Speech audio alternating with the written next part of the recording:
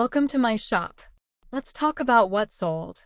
I'm sharing what I shipped out the door this week, what I paid, what it sold for, and tips that can help you boost your resale profits too. Ready to turn vintage finds into serious cash? Come along for another journey. This is the real deal, straight from a vintage seller who's been doing it for decades.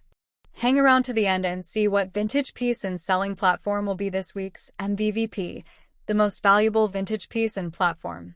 This 18-inch brass floor vase just sold after I accepted a best offer. Now, if you've ever sold on eBay, buyers can be extra thrifty.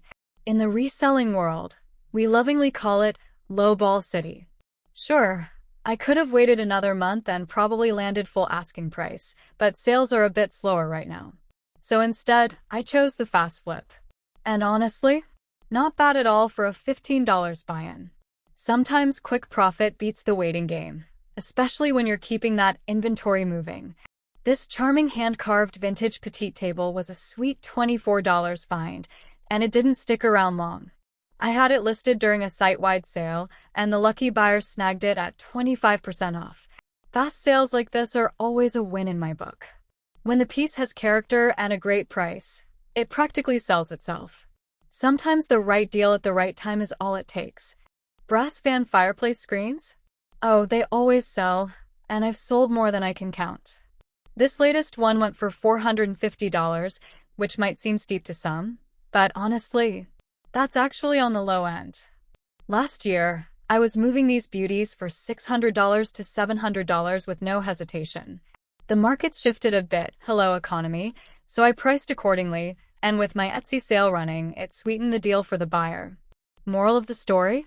Know your product, watch the trends, and strike while the sale's hot. Chandeliers always fly out of my shop, but the petite ones? They're gold. These smaller styles are getting tougher to source at a good price, and when I do find them, they never last long. I took a best offer on this one, but I usually pull in around $400 for these charming little lights. They're in high demand with designers, decorators, and vintage lovers alike. If you ever come across one, don't think twice. Snag it. These are fast movers and solid profit makers every time. This beauty sold live on Live Auctioneers, and I love the thrill of it every time. Each week, I upload 100 to 200 vintage treasures to the auction block. Some weeks I walk away with zero sales, other times it's $1,000 plus. You never know what's going to hit.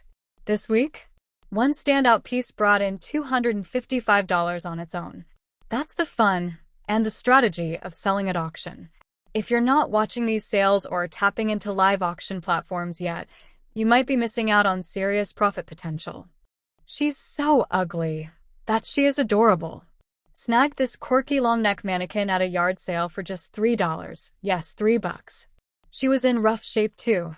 Spots, stains, you name it. But guess what?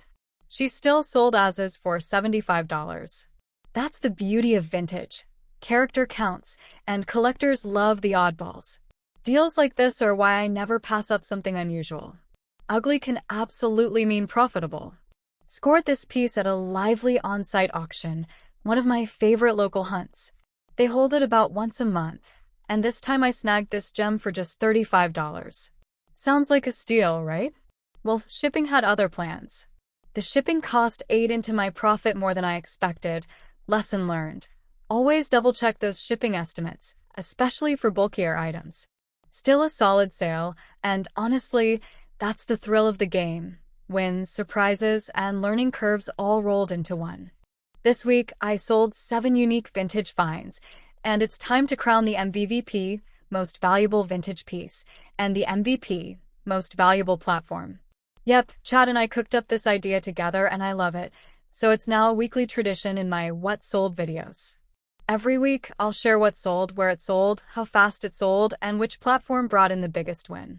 So grab your coffee, kick back, and let's dig into some real vintage selling action. Don't forget to subscribe. You won't want to miss the next round of sales, surprises, and weekly award winners. Follow along and grow your reselling savvy one video at a time. Weekly sales recap. Let's talk numbers. Here's a quick snapshot of how the platforms performed this week. eBay $406, Etsy $759, Live Auctioneers, $255. Chairish, Crickets a $0. Total sales, $1,420. Estimated profit, $955. Not too shabby for a week of vintage reselling, right? Now I want to hear from you. Would you be happy with a $955 profit in 1 week? Drop your answer in the comments below.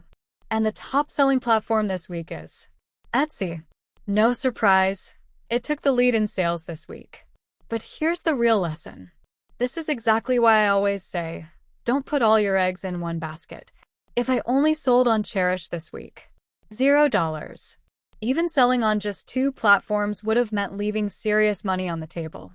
Multiple platforms equals multiple chances to win. Chart increasing. Want to see how the numbers rise and fall each week? Movie Camera, subscribe to my channel so you never miss a weekly breakdown, profit reveal, and our fun MVP and MVP awards. Every platform has its moment, and I'll show you how to make the most of each one. And the MVP award goes to the Vintage Fireplace fan. Not only did it steal the spotlight as this week's most valuable vintage piece, but it also helped crown ETSY as the MVP platform of the week. I hope this video sparked some ideas, gave you a few takeaways, and maybe even inspired you to rethink your own listings. Speech balloon if you learned something new, or just love watching vintage finds turn into profit. Drop a comment and let me know. And hey, don't forget to subscribe. Stick around and follow the journey, because each week brings new surprises, real numbers, and a chance to grow your vintage reselling game.